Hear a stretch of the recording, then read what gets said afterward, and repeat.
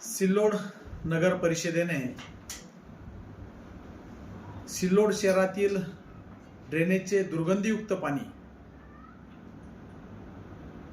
भवन असेल, चिंचखेडा असेल, बोरगाव कासारी असेल, तांडा बाजार असेल आणि या गावांमधून पूर्णा नदी जी वाहत जाते त्या पूर्णा नदीवर या गावासह तलवाडा, गव्हाली, वरुड खुर्द, पिंपरी या अनेक गावाच्या पाणी पुरवठा योजना आहेत.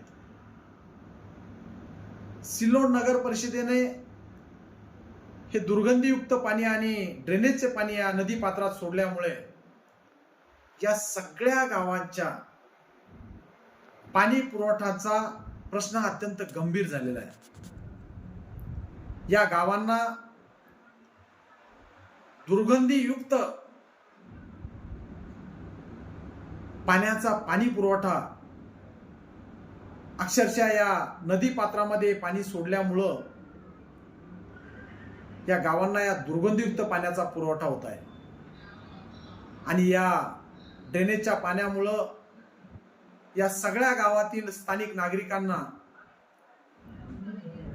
उलट्या होणे, पोट दुखणे,